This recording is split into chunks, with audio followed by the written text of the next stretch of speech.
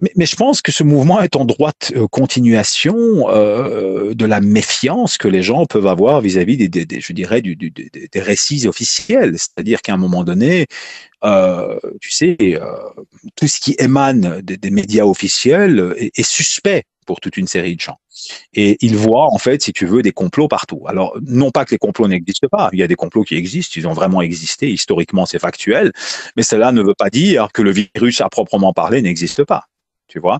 Et je pense qu'il y a une certaine confusion qui est créée dans la tête des gens entre justement ces récits officiels auxquels ils ne croient plus, les restrictions de liberté auxquelles on nous astreint, qui sont très désagréables et qui sont, comment dirais-je, fortement contestées par une partie de la population. Mais malheureusement, ce virus est bien réel, il tue, il est dangereux. Et il est du devoir aussi des gouvernements de prendre des mesures, même si personnellement, j'aimerais pas être au pouvoir dans un temps comme aujourd'hui, parce que si tu prends des mesures trop fortes, on va t'accuser de restreindre les libertés. Si tu prends des mesures trop molles, on va t'accuser d'être responsable du nombre de morts qu'il y a eu dans le pays. Donc dans un cas comme dans l'autre, tu es perdant. L'idéal maintenant, c'est d'être dans l'opposition, mais pas du tout être au pouvoir. Mais bon, voilà, ce virus existe, il tue.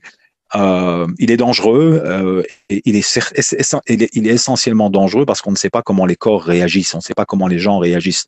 On a des gens jeunes qui peuvent décéder, même si c'est pas très fréquent, mais il y en a quand même pas mal qui sont décédés, surtout lors de cette deuxième vague, et donc il faut pas du tout minimiser la problématique de ce virus.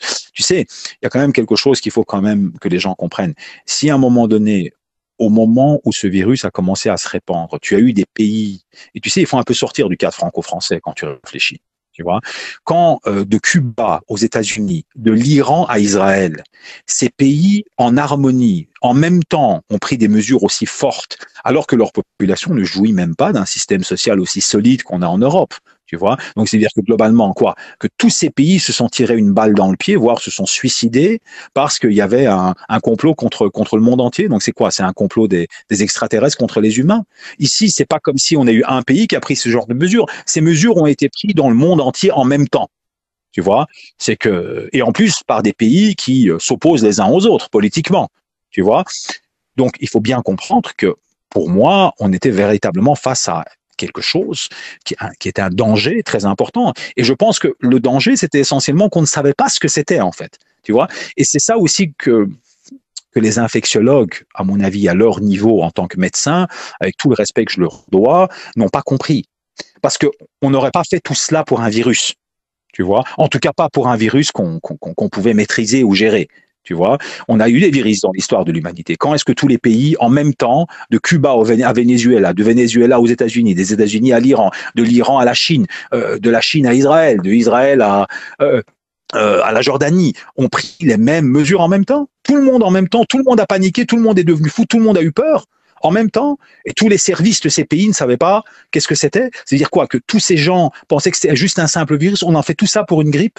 Enfin, tu comprends ce que je veux dire? C'est pas logique. Il y a un moment donné où il faut réfléchir. Ces pays-là, en tout cas les services de ces pays-là, savaient qu'ils étaient face à quelque chose dont on ne connaissait pas la nature, et ils ont compris la dangerosité de la situation. Et on est véritablement. C'est-à-dire qu'en fait, il aurait fallu prendre des mesures avant, mais c'était même difficile de le faire parce qu'on savait pas à quoi on sait pas à quoi on a affaire. Et le gros problème, c'est qu'en tant que politique, tu sais bien que si tu es trop laxiste, tous les morts vont être sur ta conscience et sur ton dos. Et si tu es trop dur, ben, inévitablement, il faut aussi comprendre qu'en tant que politicien, tu ne réfléchis pas en tant que médecin. Tu as d'autres paramètres à prendre en considération.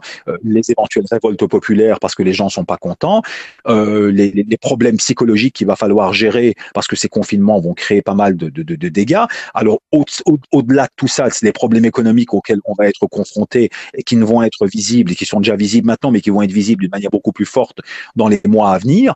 Et donc, il y a tout, on peut pas mettre le monde entier, on peut pas mettre un pays en faillite comme cela. Donc, il faut également prendre en considération toute une série d'autres paramètres. Alors, ce qui est assez intéressant, c'est que la plupart des pays européens, en tout cas, tu as eu des pays européens qui ont choisi une autre stratégie, telle que la Suède ou que la France, mais inévitablement, on est arrivé au même nombre de morts en bout de course, en fait. Tu vois? Donc, quelle que soit la stratégie, en fait, on dirait en tout cas que le nombre de morts est similaire. Donc voilà, je dis ça, je ne dis rien. Je pense que c'est pas de mon ressort. Je suis pas un médecin, je suis pas engagé en politique, mais je pense que le fait de dire que ce virus n'existe pas est une véritable farce, quoi. J'ai des amis qui sont morts, juste pour te le dire, tu vois. Voilà. Des gens proches, des jeunes, donc je sais de quoi je parle et c'est pas un seul, c'est plusieurs. Donc j'ai voilà, donc à titre personnel, j'ai été touché par cela également. Donc je peux te le dire que c'est pas de la rigolade. Voilà.